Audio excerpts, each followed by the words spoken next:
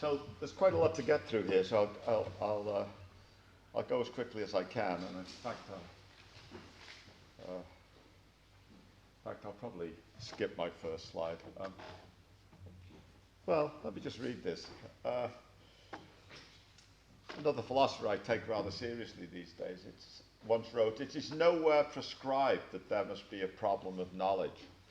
Perhaps it is precisely the task of a philosophical investigation, ultimately to deprive many problems of their sham existence, to reduce the number of problems, and promote investigation which opens the way to the matters themselves." So I want to talk about what has come to be known as hinge epistemology, in a kind of reverse of Mark Antony, who came not to praise Caesar but to bury him. I come not to praise epistemology, hinge epistemology, but to bury it. So here are the passages from Wittgenstein's Notes on Certainty, 341 through 343. The questions we raise and our doubts depend on the fact that some propositions are exempt from doubt, or as it were, like hinges on which those turn. That is to say, it belongs to the logic of our scientific investigations that certain propositions are indeed not doubted. But it isn't that the situation is like this. We just can't investigate everything, and for that reason we are forced to rest content with assumption. If I want the door to turn, the hinges must stay put. So hinge epistemology takes this metaphor of Wittgenstein's very seriously, that certain propositions are hinges of inquiry and of indeed doubting and justifying. And hinge epistemology, as I understand it, I once called it, before the hinge epistemology title caught on, the framework reading, has two generic features. There are many distinct articulations of it, but this is the common basis. So, commitment one, knowledge and justification depend on framework certainties, the riverbed of inquiry, hinges, which have a sui generis epistemic character, distinct from being known or even epistemically justified. And then two, recognizing this distinctive character or the role of hinge propositions is the key to undermining familiar forms of radical skepticism. Agrippin, or sometimes, as I call it, some more commonly called regress skepticism, and Cartesian or external world skepticism, or Humean inductive skepticism. As I said, there are many versions of this. I think maybe Crispin Wright perhaps deserves a lot of credit for getting it off the ground, but there are versions recently in Duncan Pritchard, in Danielle Moyle-Sharrock, in Annalisa Kaliva, Strawson going back, Marie McGinn, lots of people. Hinge epistemology. I want to make two claims. I want to claim that it fails both as a response to skepticism and, relatedly, as an account of Wittgenstein's views concerning knowledge and certainty. That's my first claim. My second claim is that even if Wittgenstein's views of knowledge are not fully settled, and after all, that's a possibility we can never wholly discount, because Uncertainty is a collection of notes written toward the end of his life, and in fact contain expressions of uncertainty as to whether he has really settled the questions. He nevertheless has a definite and perhaps predominant inclination to treat hinge commitments, or as I sometimes call them, bedrock certainties, as propositions that we know to be true. So I think because hinge epistemology ignores this, or by virtue of ignoring this, it reflects a much more general misunderstanding of Wittgenstein's aims and methods, and perhaps we'll get to that, perhaps we won't. Well, here's what Duncan Pritchard, I think, quite rightly calls a core problem for hinge epistemology. And here I'm quoting Pritchard. If hinges are, quote, neither knowable nor even justifiable, aren't they just irrational commitments? But if so, how does Wittgenstein's answer to skepticism, scare quotes, differ from skepticism itself? And I think it's quite clear that the various detailed accounts, competing accounts, of the sui generis character of hinge propositions are best seen as responses to this problem. And some of the accounts, of course, are quite radical. Danielle Moyle-Sharrock answers that hinge propositions, parce Wittgenstein, aren't even propositions. Duncan Pritchard has recently argued that, well, they may be propositions, but they aren't beliefs, or they aren't beliefs in the knowledge apt sense. These, I think, are extremely implausible things to say, and I think one should just recognize that. I put it like this. I think that these things that people say, hinge epistemologists say, have no independent plausibility. That's to say, it will seem to you, if you're antecedently convinced that hinge epistemology is on the right track, that you're going to have to say something about what Pritchard correctly identifies as a core problem for what you've said. In other words, but otherwise, they have very little grounding, if any, in evident features of ordinary epistemic practice. In other words, they have all the earmarks of epicycles, ad hoc hypotheses introduced to defend a theoretical view that seems on its face inadequate. Well, with that in mind, let's go back to the hinge passages themselves, and let me reread passage 341, as it's usually quoted. The questions we raise and our doubts depend on the fact that some propositions are exempt from doubt, are, as it were, like hinges on which those turn. The first thing to note is the ellipsis, dot, dot, dot. So a phrase has been missed out. And what is that phrase? That phrase is, that is to say, c'est-à-dire. That's what's been missed out. So in other words, passage 341, the hinge passage, is an explanation of passage 340. That is to say. And what does 340 say? Well, 340 says this. We know with the same certainty with which we believe any mathematical proposition how the letters A and B are pronounced, what the colour of human blood is called, that other human beings have blood, and call it blood. Notice the hinge passage is a passage on a certain kind of knowledge.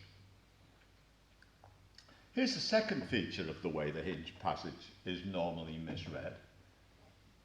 That is to say, it belongs to the logic of our scientific investigations, that certain propositions are indeed not doubt. Hinges, in other words, enable scientific, wissenschaftlichen investigations, not just natural science, systematic inquiry. But notice, they are not, at least, or not by Wittgenstein, invoked to explain knowledge in general. They are invoked as an account of the conditions of possibility for wissenschaftlichen Untersuchungen. Proponents of hinge epistemology ignore, typically, or deny, as Duncan Pritchard recently did at a conference, this evident feature of Wittgenstein's position. They're committed antecedently to the view that hinge propositions are not what Wittgenstein says they are. Well, I think we should take Wittgenstein at his word. What happens if we do? Then we will draw the following conclusion. In the Hinge passages, Wittgenstein is claiming only that systematic investigations depend on a background of everyday knowledge. It follows from this, though, that since Wittgenstein's conception of hinges presupposes an answer to both Cartesian and Agrippan skepticism, it cannot be intended as his response to skepticism in either of its forms. That's my first point. It's a purely textual point. But what's called hinged epistemology has precisely nothing to do with Wittgenstein. It depends on an edited quotation of passage 341 and ignoring a crucial qualification in passage 342. Well, there's an objection to what I just said, and anyone who's familiar with this debate already knows what it is, namely that Wittgenstein tells us flat out that it is nonsense to see hinge propositions or basic certainties as knowledge. And here's a much quoted passage, passage 10. I know that a sick man is lying here. Nonsense. So I don't know then?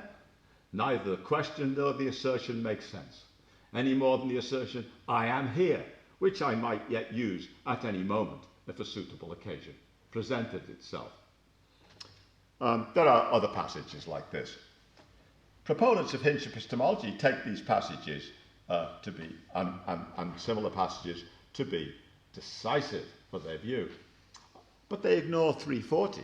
So at the very least, we'd have to say there's a deep tension in Wittgenstein's views, that sometimes he treats hinge-like propositions as known, and sometimes he says it's nonsense to think of them in that way. That would be the minimum. We would have to say that Wittgenstein doesn't have a consistent view. In fact, I think there's no contradiction in Wittgenstein's view at all, and these passages don't show what people think they show. Now, I'm not claiming that Wittgenstein got here before Grice, but I am claiming that he shows a practical sensitivity to what we might call a Gricean distinction. And in the passage 10 that I just quoted, Wittgenstein is not commenting on knowing, but on claiming to know. That's to say, the entering of an explicit knowledge claim. Now, in normal circumstances, my saying I know with respect to some banal and obvious fact is nonsense in the sense that I fail to perform a significant speech act. I have no intelligible, communicative, or justificatory intention in uttering those words. It does not follow from this that bedrock certainties are not known. As a matter of fact, it doesn't follow from this that Wittgenstein has any view about, quote, the essence of knowledge as such. He might, but you certainly can't take it, any such lesson from passages like this. But now I think there are two things we need to look at here. So let's look at, first of all, at ordinary knowledge claims. Now, a common speech act, I wouldn't say it's the essential speech act, a common speech act function of saying I know is to offer assurance in response to a question, say, how do you know, or do you know, or why do you believe? Here there's a very good book, I think, on Austin by Crystal Lawler, which I commend to you, called Assurance. Lawler argues that, according to Austin, a common speech act function is indeed to offer assurance. But I think it's perfectly obvious that assurance is not in prospect with respect to bedrock certainties that are already shared. Here's 84. I believe, for example, that I know as much about this matter, the existence of the earth, as Moore does, and that if he knows that it's as he says, then I know it too. So notice, Moore is in no position to assure Wittgenstein about the existence of the earth, because Wittgenstein already doesn't doubt it. But does Wittgenstein therefore think that common knowledge is an oxymoron? contradictio in adjecto? Surely not. A second thing we have to recognize, though, is that when Wittgenstein is talking about the ineffectiveness, or however we wish to think of it, perhaps even nonsensical character of saying I know in uncertainty, he's often concerned not with ordinary common knowledge, but with extraordinary Moorian knowledge claims. That's to say, saying I know in a philosophical context in which the legitimacy of skeptical doubts has already been conceded, and offering, so to say, Moorian assurance as a response to them. And I think it's evident to anyone that such claims misfire. I can't assuage a skeptic's doubts by assuring him that I know that the things he calls in question. Nevertheless, I may indeed know what the skeptic purports to doubt. Well, here's a more theoretical argument from Daniel Moyle-Sharrock. Here's the quote. Wittgenstein does not take bedrock certainty to be a knowing because he adheres to the standard view of knowledge as justified true belief. That's from her recent paper, The Animal, or Putting the Animal into Knowledge. I think this is, I don't know where she gets this from, actually. I mean, Wittgenstein nowhere offers an analysis of knowledge as, say, a statement of necessary and sufficient conditions for the truth of propositions like S knows the P, anywhere in his corpus. What he does do, and here he's like Austin, is he creeps up on the concept of knowledge by way of considering the performative, expressive, or speech act functions of saying I know. Although, as I just argued, you can't, as it were, make a simple one-step inferential move from features of speech act function to questions of how the concept of knowledge is to be understood. The second thing, Daniel's conclusion, depends on tying justification to evidence, including self-evidence, i.e., in some way or another, positive grounds. And perhaps Wittgenstein inclines this way.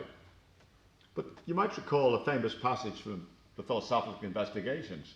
To use a word without justification, Rechtfertigung, does not mean to use it wrongfully. Unrecht, Anscombe, without right. I mean, I think one of the problems with the claim knowledge is justified true belief is it's completely unclear what it means. Alston pointed out years ago that justification in Anglophone epistemology is not a word of ordinary language, as Austin himself pointed out in Other Minds. But as Alston says, it's a semi-technical term in epistemology, and a good deal of what epistemologists argue about is what on earth it should mean. I mean, as it were, should justification imply evidence? Would a purely externalistic account of it make sense? And so on. So, very unclear, even if one conceded that Wittgenstein thought that knowledge was justified true belief, you'd need to know what he thought justification was, which simply can't be read off from anyone's intuitions. Well, let's back up. Here's some very, very early passages. In fact, the very beginning of the very first thing Wittgenstein says in Uncertainty, thinking of Moore's proof of an external world, if you do know that here is one hand, will grant you all the rest. He actually doesn't grant him all the rest, but we won't go into that. But here's the passage I like to look at. When one says that such and such proposition can't be proved, of course that does not mean that it can't be derived from other propositions. Any proposition can be derived from other propositions, but they may be no more certain than it is itself. And you can easily see there's going to be an issue here with banal certainties of everyday life. It'd be very difficult for them to find grounds, even including things like, the reliability of the senses, because nothing you could cite would be more certain than they antecedently are. So tying everyday knowledge to grounds is already intrinsically problematic, if you think this remark here is correct. 243. Wittgenstein says, one says I know when one is ready to give compelling grounds. I know relates to a possibility of demonstrating the truth. But if what he believes is of such a kind that the grounds he can give are no surer than his assertion, then he cannot say he knows what he believes. But notice, I want to link that back. It would be an idle speech act. Doesn't mean he doesn't know what he believes. Still, prima facie, these passages may seem to support Daniel's claim. But as I said, again, they concern the speech act. And anyway, Wittgenstein does not say that one says I know only when one is in a position to give compelling grounds. Check out 272. I know. And by the way, notice here, this is I know, not saying I know.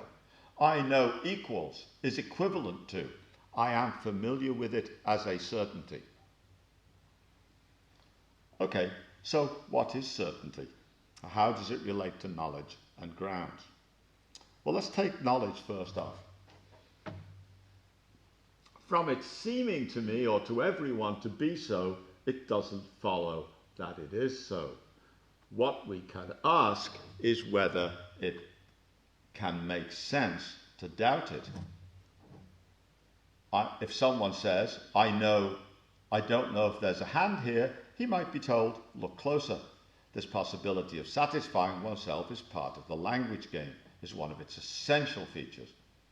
What about such a proposition as, I know that I have a brain? Can I doubt it? Grounds for doubt are lacking. Nevertheless, it is imaginable that my skull should turn out empty when it was operated on. And Wittgenstein is quite careful here. Imaginable has to do with imaginations, Vorstellung. Later on, when he turns to the question of possibility, of course, he uses a very different word, möglich.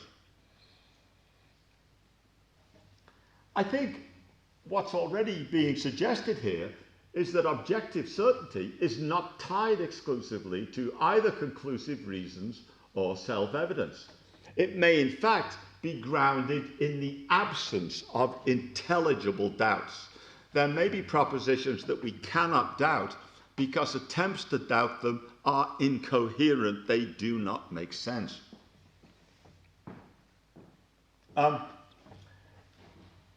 Doubts, intelligible or reasonable, and I think there's no bright line between a doubt becoming increasingly unreasonable and it's becoming utterly unintelligible, always need grounds. That's to say, some way in which I might be going wrong. Why, in terms of our everyday practice? Because unless I know what you think my problem is, I have no idea what I need to do to assuage your doubts. I mean, very often the correct response to someone saying, why do you believe that, is to ask, how do you think I could be going wrong? If there's no answer to that question, what on earth are you supposed to say? So if these points alone are granted, there's at least no barrier to seeing the everyday beliefs that are the hinges of systematic inquiry as objective certainties. Maybe they're things we just can't understand, with respect to which we cannot understand expressions of doubt, or in general, how do you know questions. This isn't to say that how do you know questions can't be answered in a way, but the way would violate the greater certainty condition of one. I mean, if you appeal to the reliability of the senses, is that more certain than some general... Actually, if Susanna's right, it's probably not merely less certain, but not even true. Any general thing I could say as a layman about the reliability of the senses is less certain than here is the lectern. So, I mean, to appeal to the reliability of the senses, to argue, how do you, why do you think there's a lectern here? I certainly couldn't give you anything that had, so to say, an antecedently higher epistemic value than the proposition, my knowledge of which you have questioned. Okay, so a second thing to remember, though, is that grounds for doubt, and this is going back to Ford and the question of Wittgenstein's brain, are not as easy to come by as skeptics think. And in particular, fairy tale imaginings like brains in vats don't count. Well, you can imagine what's going to be said here. Well, sure, we don't ordinarily consider such things, but surely they are possibilities, and possibilities that are indeed impossible to rule out. Again, I think, though, there is very little antecedent plausibility to this response. Here's an example. Is it possible that when I go back to my hotel tonight, I will see an email marked urgent? It's from Jurgen Klopp, the manager of my favourite football team, Liverpool football team, saying, Michael, get on a plane. We need you to start at centre forward for our game against Newcastle on Saturday. Now, I think the answer to that question is no. Just no. By the way, I'm channeling Stephen Tillman here. His original example had to do with Dwight Eisenhower captaining the American Davis Cup team at tennis. The answer to the question, is it possible, is no. Here's what the answer isn't. It depends what you mean by possible. Well, do you mean epistemically possible? Do you mean scientifically possible? Do you mean metaphysically possible? That's not the answer. The answer is no. Can we imagine this happening to me? Sure. Hollywood movies do it all the time. It's possible in exactly the sense that it's possible that Sleeping Beauty goes to sleep for 100 years and is wakened by a kiss. How does it happen? Don't ask. It's possible in the way that Wile E. Coyote runs off the cliff and doesn't fall until he looks down, at which point he plummets to disaster. Imaginability, in the sense of involving no immediate or obvious contradiction, is not a test for possibility in any sense. Is it possible that I'm a brain in a vat? No, it isn't. Can we tell stories? Yes. I've been to the Matrix like anyone else. What do? You ignore the contradictions. You probably noticed the major contradiction in the Matrix, by the way. Keanu Reeves starts off as the victim of the evil deceiver and turns into G.E. Moore, having imagined himself to drink a red liquid. All of a sudden, he gets tumbled into the cold water, and then all of a sudden, here is one lake, and I'm in it. Well, we know what's going to be said here, and Wittgenstein anticipates the response at passage 18 to 19. I know often means I have the proper grounds for my statement, so if the other person is acquainted with the language game, he would admit that I know. The statement, I know here is a hand, may then be continued, for it's my hand I'm looking at. Then a reasonable man will not doubt that I know, nor will the idealist. Rather, he will say that he's not dealing with the practical doubt which is being dismissed, but there is a further doubt behind that one. That this is an illusion has to be shown in a different way. Now, notice Wittgenstein thinks this is an enormously significant concession to get from the skeptic. Okay, I'm not talking about how epistemic questions are entered and resolved in ordinary contexts. I'm talking about a special doubt that belongs to the context of philosophical reflection on, e.g., knowledge of the external world or knowledge in general. But now Wittgenstein makes, I think, a very important move. 24.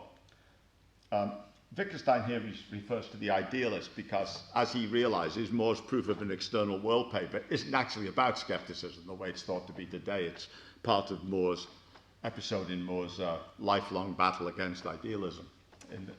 The idealists, or let's here say the skeptic's question, would be something like, what right have I not to doubt the existence of my hands? And to that, the answer can't be, I know that they exist. Notice Wittgenstein's already, in a way, prepared the ground for refusing this question, because it assumes, so to say, that there's something like a standing right to ask, how do you know? which of course, if doubts need grounds, is not a feature of ordinary doubting. But someone who asks such a question, this is the passage I want to stress, is overlooking the fact that a doubt about existence only works in a language game. Hence, we should first have to ask, what would such a doubt be like? And don't understand this straight off. Wittgenstein's point here is that philosophical doubt, as the skeptic has admitted, is not an extension or intensification of ordinary doubting, but rather a language game of its own. It's, as passage 19 puts it, the doubt behind the doubt. All right, how is the game played? What are the rules? Well, according to Wittgenstein, the rules turn on overlooking something which is not just about ordinary, not straightforwardly merely a point about ordinary knowledge, it's a point about knowledge and certainty, at least as human beings in general have them anywhere. Namely, that knowledge claims are always as entered in particular circumstances. Or 25, one may be wrong even about there being a hand here. Only in certain particular circumstances is it impossible. But note, impossible. Even in a calculation, one can be wrong. Only in certain circumstances, one can't.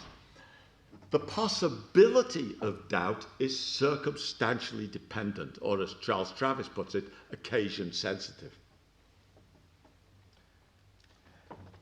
If this is right, skeptical arguments are standardly presented, the famous argument for ignorance, i.e., I know here's a hand, I don't know, here is one, I'm not a brain in a vat. If I don't know, I'm not a brain in a vat. I don't know, here is a hand, paradox. That's how the skepticism is often put today. They've gone wrong from day one by assuming that knowledge concerns decontextualized propositions or propositional contents, as opposed to claims made by or commitments undertaken by particular speakers in particular circumstances, what Austin calls statements. Now, can it be seen from a rule, though, what circumstances logically exclude mistake in the employment of rules of calculation? No, but what use is a rule to us here? Mightn't we in turn go wrong in applying it? Yes, we might, but mostly we don't. Mostly we don't go wrong in calculation anyway. No rule about how to identify correct calculating, circumstances in which calculating can't go wrong, would be more certain and probably much less certain than the actual certainty of an actual calculation performed in propitious circumstances. So again, it would violate the condition on reasons which are laid down in uncertainty 1. It would have no justificatory potential, the rule. The circumstances in which mistakes are impossible, though, can be recognized, but not by virtue of applying a rule. They depend on a kind of know-how, a recognition of ability. And applying the rule would be the same. Wittgenstein, however, is inclined to draw, I think, a very strong conclusion from this, namely that knowledge is not an object of systematic theory. But what makes no difference in practice shouldn't matter in theory either. So I'm looking at you, Jean-Baptiste, right? I mean, if we don't need it, so to say, for any everyday purpose, it's by no means clear why we need it as philosophers trying to understand what knowledge is. So what sort of proposition is this? We cannot have miscalculated in 12 by 12 equals 144. It must surely be a proposition of logic. But now, is it not the same, or doesn't it come to the same as the statement 12 times 12 equals 144? Passage 44, if you demand a rule from which it follows that there can't have been a miscalculation here, the answer is that we did not learn this through a rule, but through learning to calculate. There was a remark by Gilbert Harman that I really like in a symposium on Larry Bonjour's book, when he stopped being a coherence theorist and became a born-again foundationalist. He wrote a book called In Defense of Pure Reason, and he gave some intuitive examples of propositions known by rational insight, one of which was 5 + 3 = 8. Harman rather dryly remarks, "Isn't this something I learned in school? What does rational insight have to do with it?" And that's a very Wittgensteinian remark. 55, so is the hypothesis possible? Now here, possible, not imaginable, that all the things around us don't exist? Would that not be like the hypothesis of our having miscalculated in all our calculations?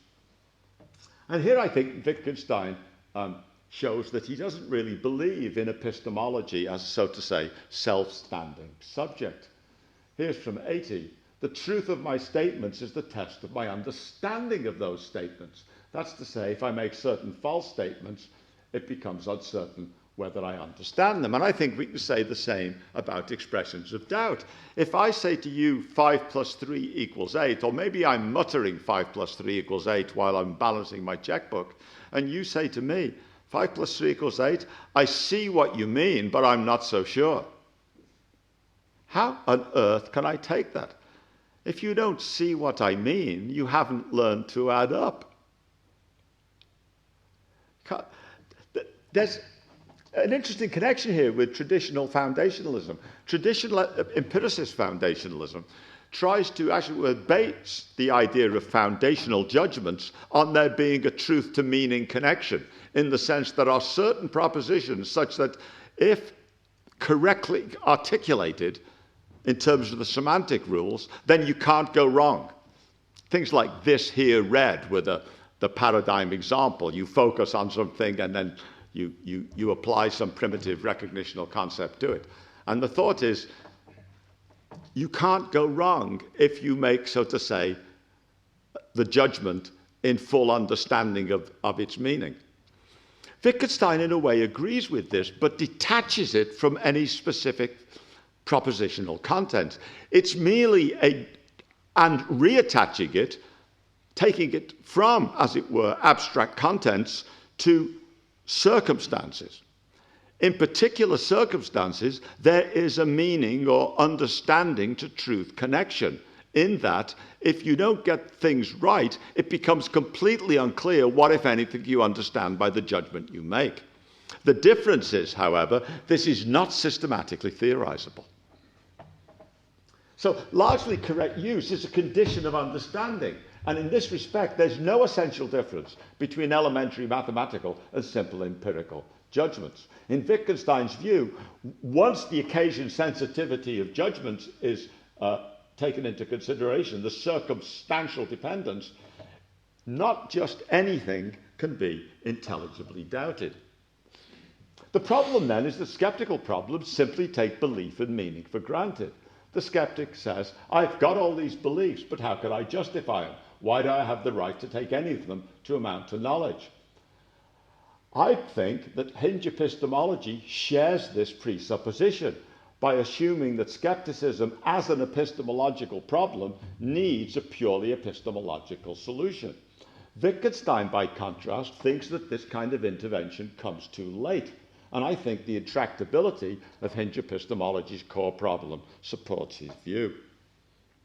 So, to sum up then, and this is a small fragment of a little book I hope I'm writing on uncertainty, Wittgenstein approaches skepticism via his views about meaning and mind. For Wittgenstein, as for Austin, the bearers of truth, thus candidates for being known, are not decontextualized propositional contents, but claims or commitments made or undertaken by particular people in particular circumstances. Propitious circumstances can be recognized, but they cannot be reduced to rule. Wittgenstein is, in consequence, a skeptic about the very idea of epistemology as a systematic theory of knowledge. More than that, he thinks that skepticism is the evil twin of the aspiration to understand knowledge, so to say, in full generality, independently of circumstantial considerations. In other words, the tendency to ask questions like, how do I know anything at all about the external world? where now knowledge of the external world is identified simply by a special class of propositional contents which are deemed to be external world propositions. So, I hate to say this, at a conference on principles of epistemology, in a sense there aren't any. We use judgments as principles of judgment, says Wittgenstein. And I think about that. He's just right. Thank you.